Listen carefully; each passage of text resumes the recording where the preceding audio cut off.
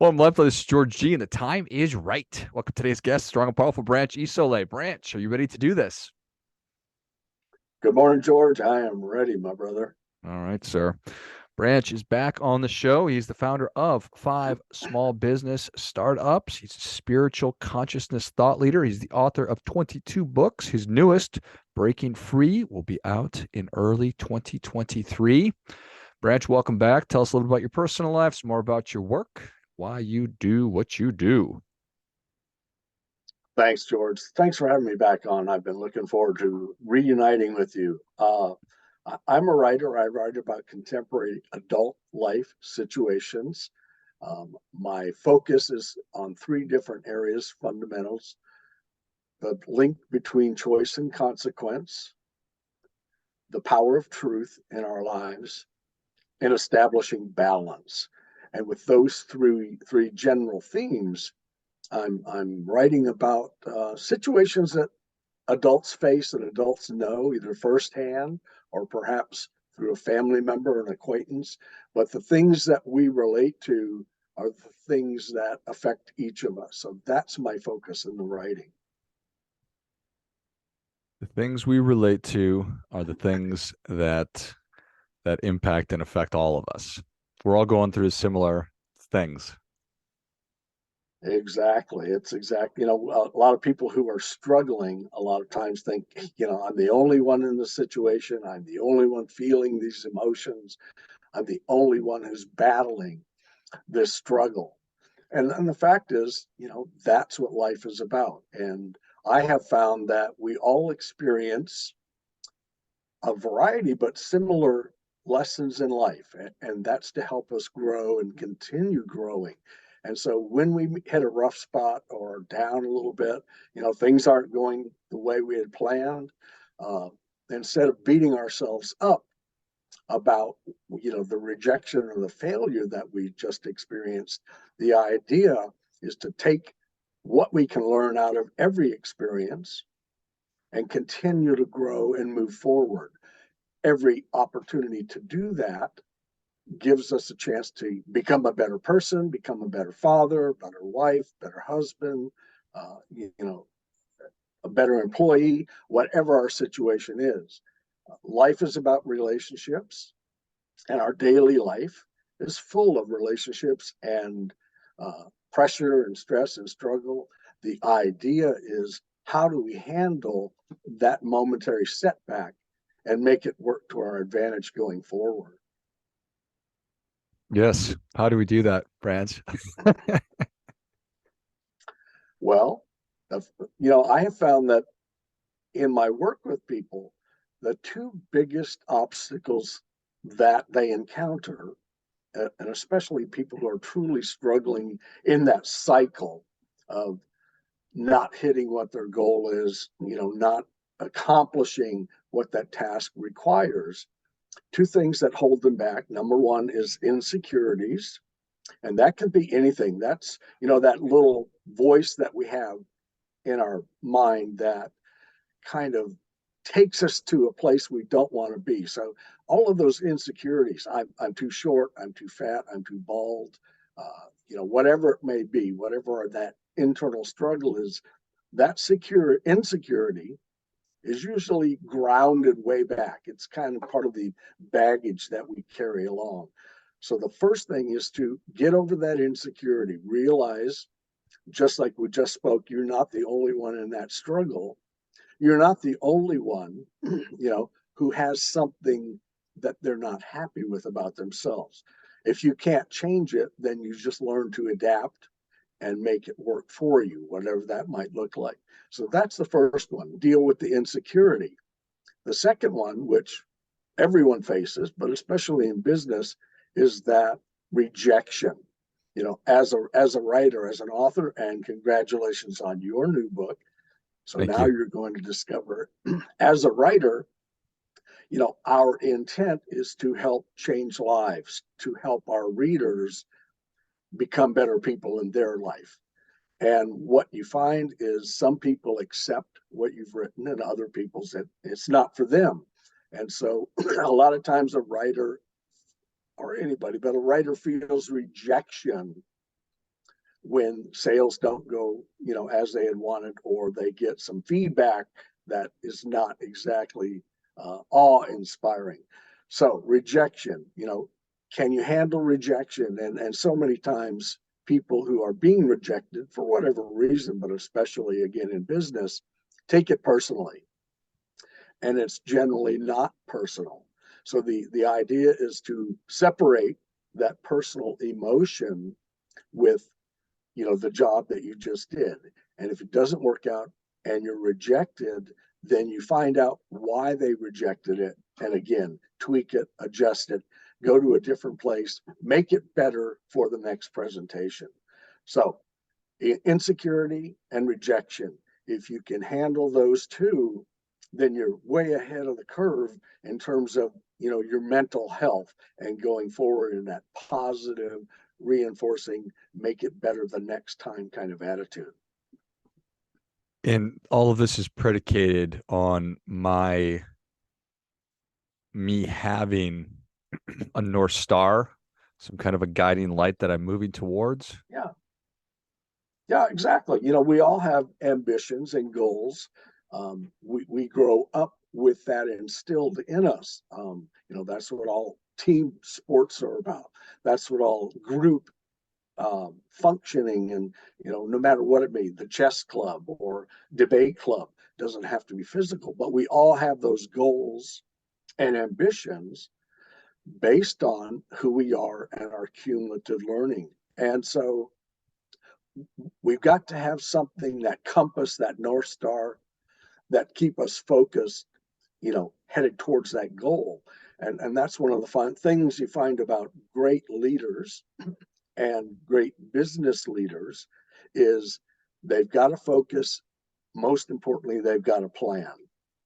Somebody asked me the other day, can you give me one specific that will guarantee success in life? And I thought about it for a long time. And the one I came up with is be prepared, right? You've got to be prepared for success. You've also got to be prepared for failure.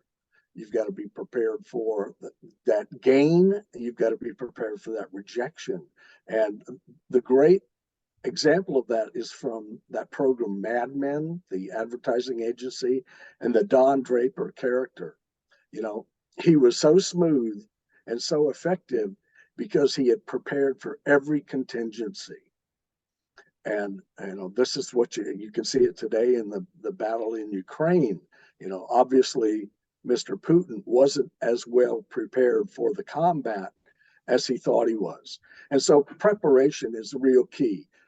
If you prepare and then you've got a plan to implement that preparation, whether the outcome is positive or negative, you can adjust quickly, readjust, and tweak going forward. And that's the idea, is whether I win or lose in this particular situation, what I can learn from both the win or the loss, if I analyze and then extrapolate, then I can be better prepared for the next opportunity.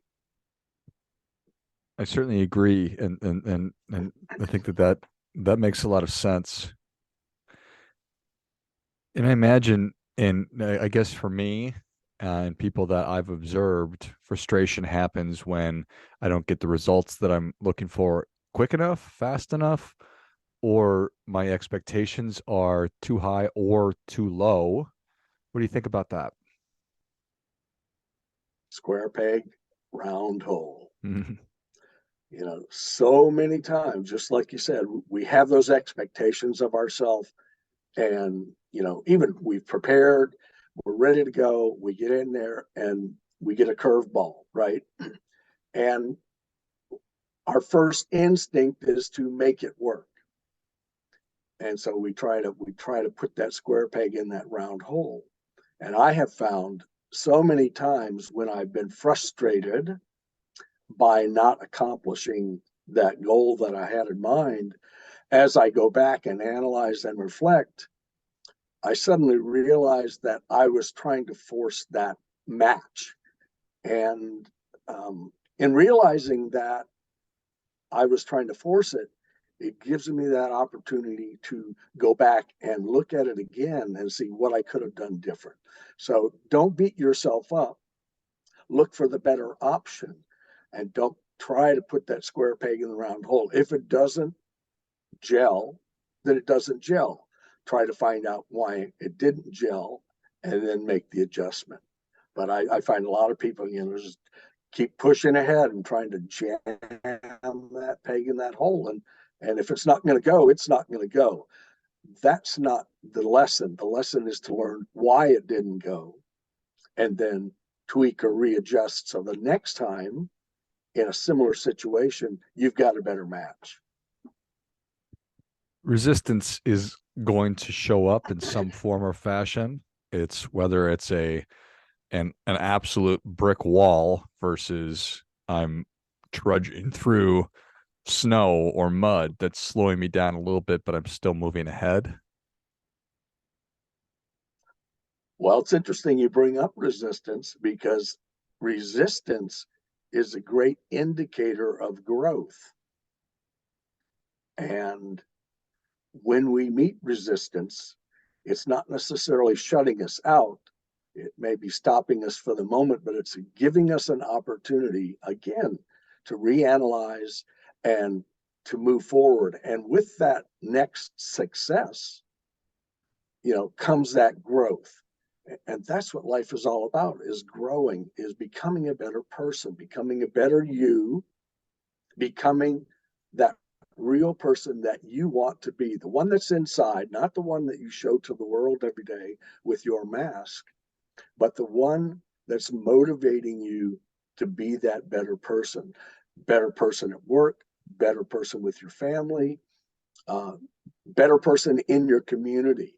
And if you can become that better person, then what you're giving back and your service, it's like a flower that goes from bud to bloom.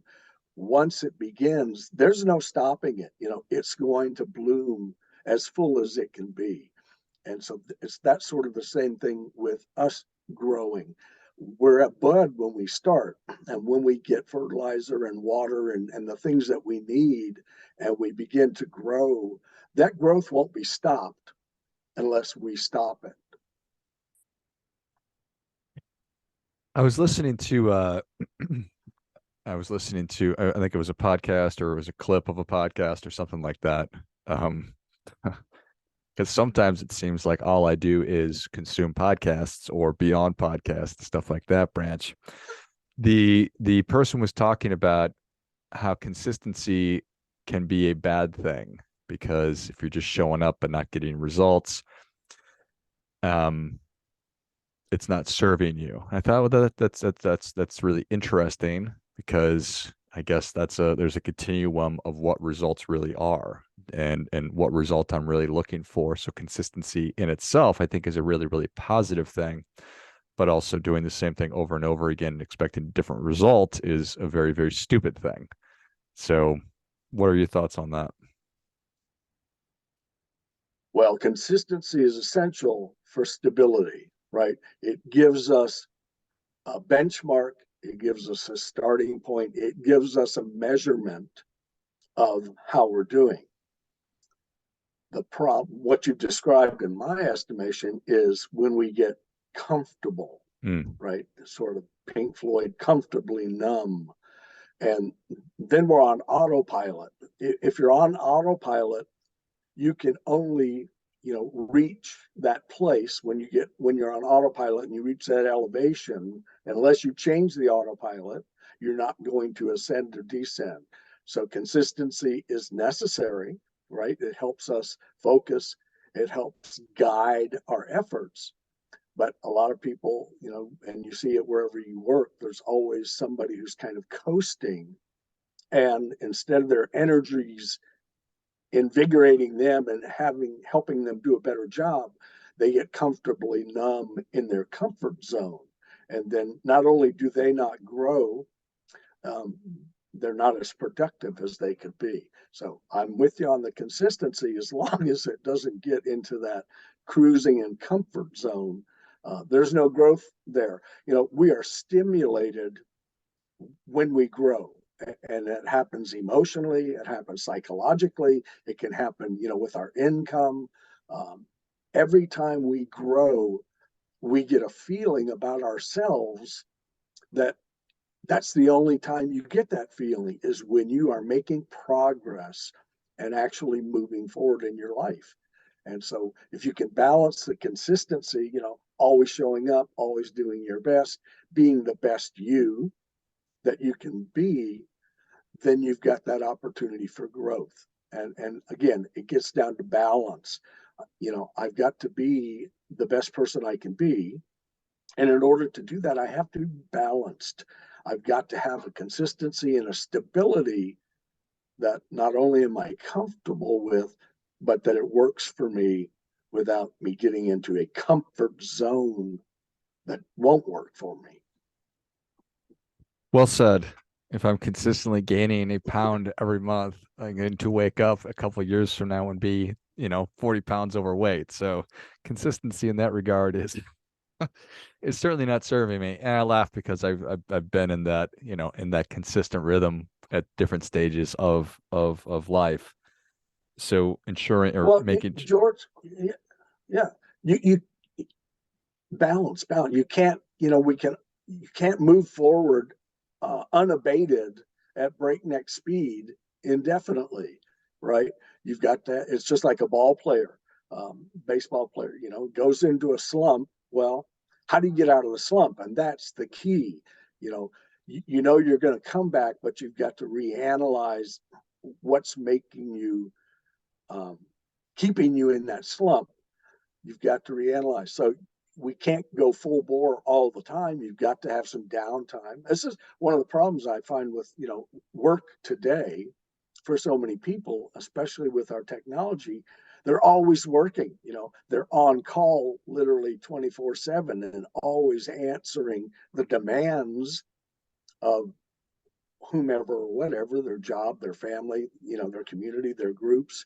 And when you are making yourself available at an instant's notice to reply, and you get into that mode, you're in this breakneck, and then you're in this slump, and you're in this breakneck and you're slump. And that's not good for your mental or your physical health. So balance and consistency work hand in hand. You work hard, but you've got to, play hard or have that rest time. You've got to have more than just your work. You aren't your job. You've got to attend to your family. You've got to attend to other matters. So balance, balance, balance. what a great the example of being in a slump if you're a baseball player. What a wonderful analogy that is, because it's so easy to fall into that, and you need to do something to break out of it. You need a slump buster or whatever it might be. And there's great movies about how people have done that just fictionally, and I'm sure in real life there's wonderful stories about that too. Well, Impossible. every story about overcoming adversity is exactly what you described, right? In the big leagues, 300 or 333 means big bucks. But if you think about it, that's just one out of every three efforts.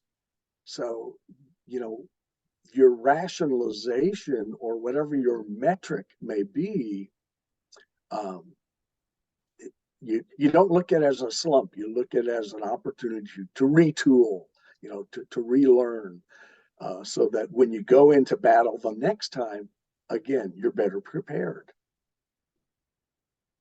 Learn from that at bat where you struck out or grounded out or just didn't get on base or whatever the case may be, and utilize that going into the next opportunity.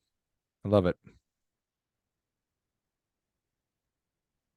You think that do you think that most people want that? I have a tendency to try to I was thinking this morning, and we can just use whatever context, if it's being physically healthy or financially healthy or spiritually healthy or having a great relationship.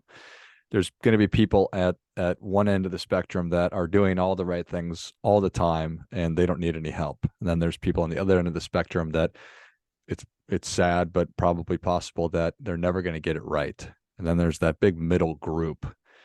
What do you think about that, just from a humanity standpoint? How many people are capable of doing the things that we've been talking about, or is everybody? I believe everybody is capable. Again, what the number one thing that holds us back from being successful in our lives is our own thoughts, particularly about ourselves. You know, when you get down, it's easy to stay there.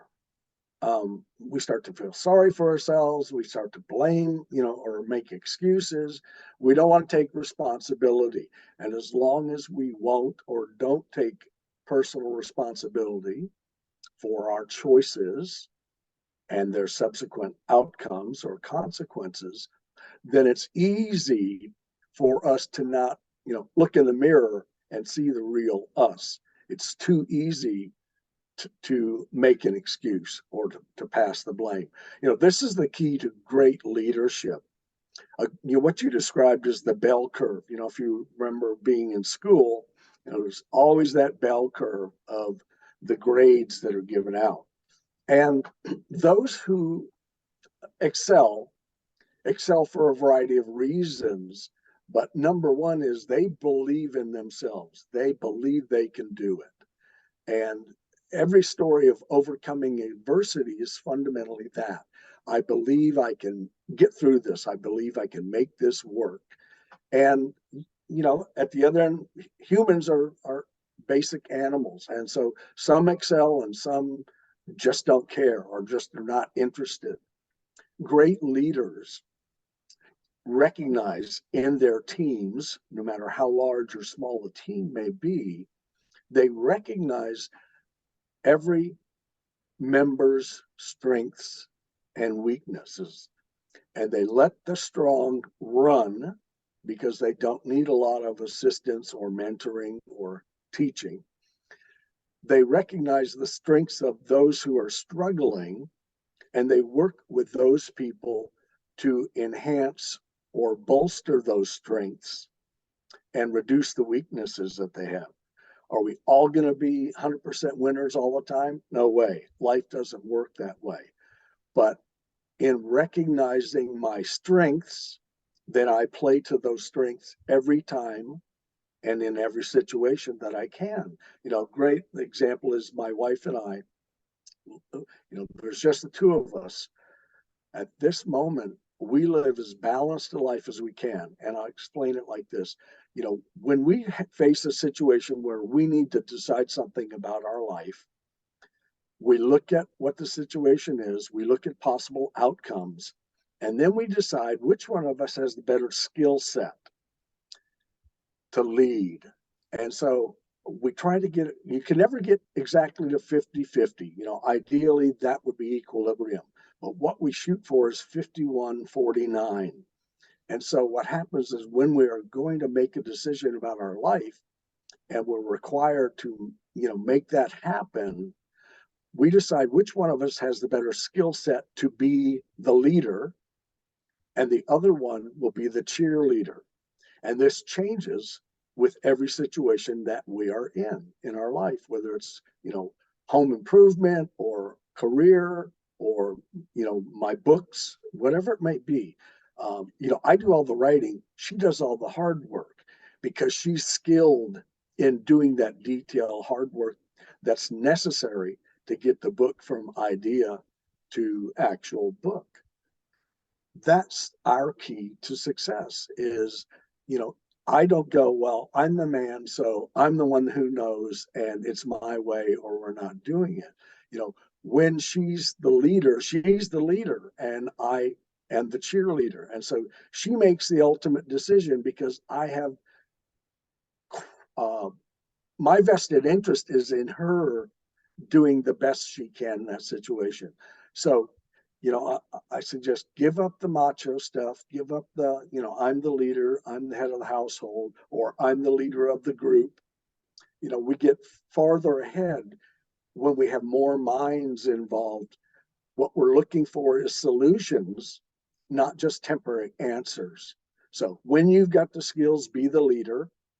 When somebody else is leading, be the cheerleader and move forward together.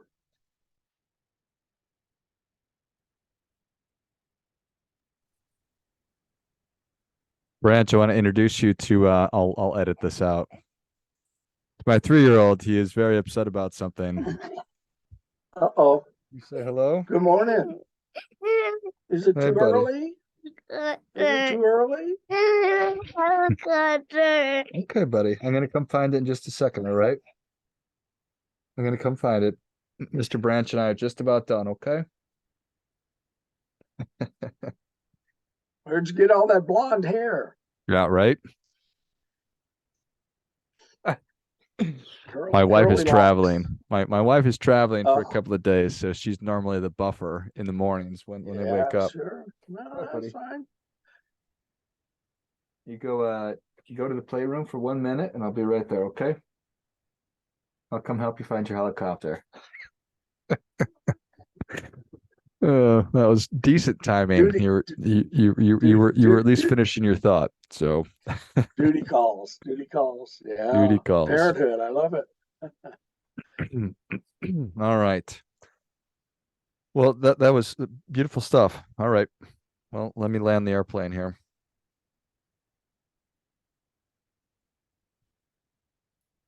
Well, that makes a lot of sense. And how long have you and your wife sort of known that about one another?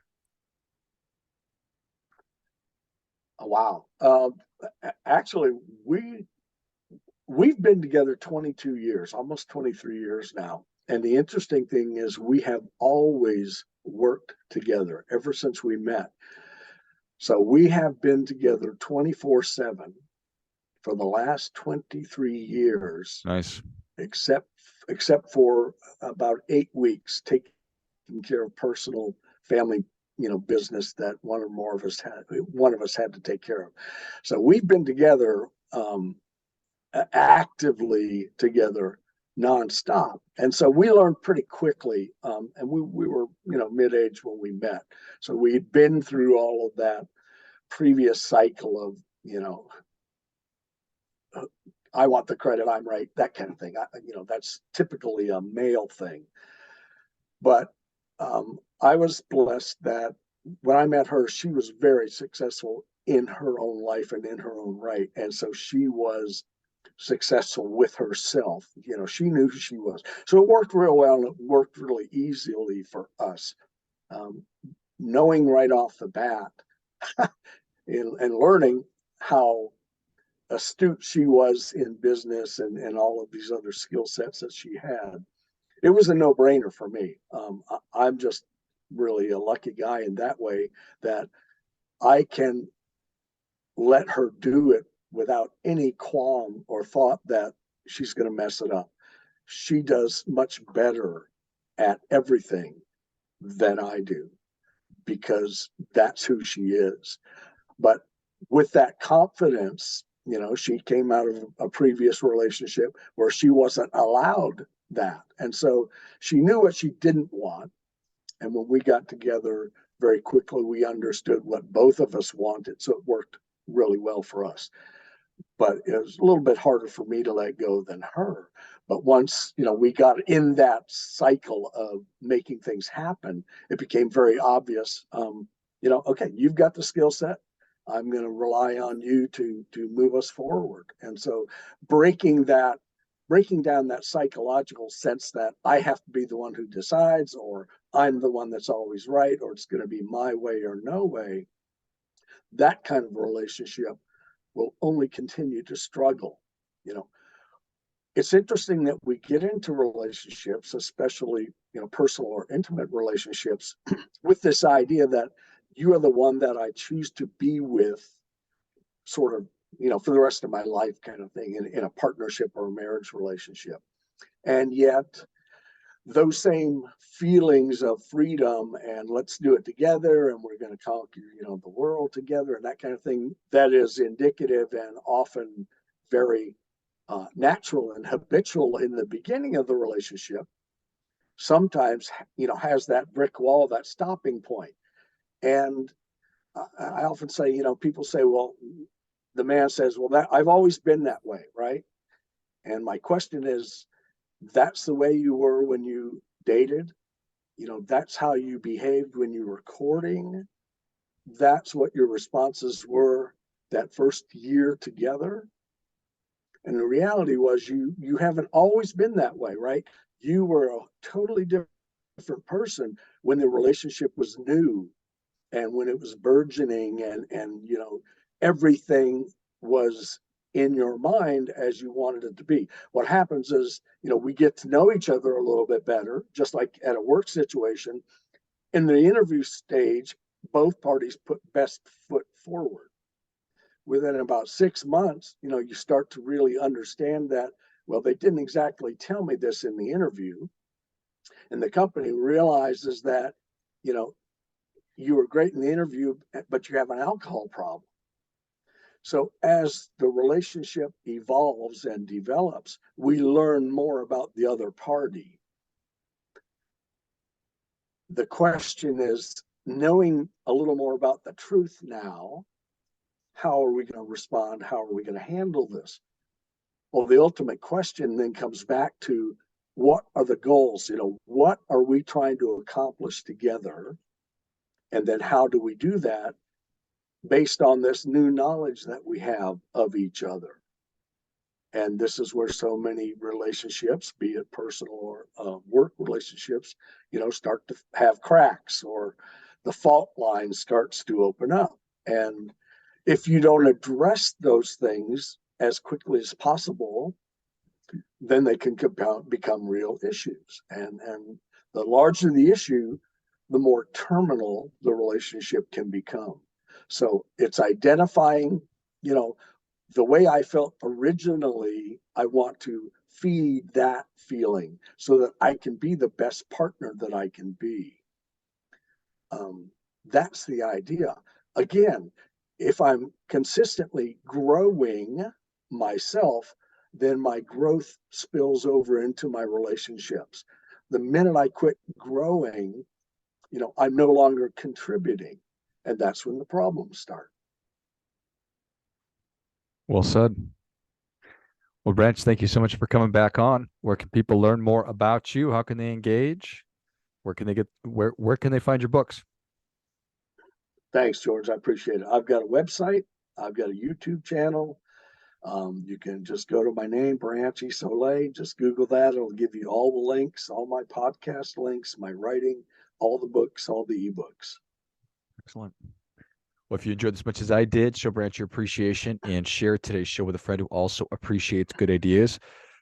Enter into your favorite search engine, Branch Isole. It's BranchIsole, and all things Branch will appear to you magically through the Hey, wonder that is the internet. Thanks again, hey, Branch. George.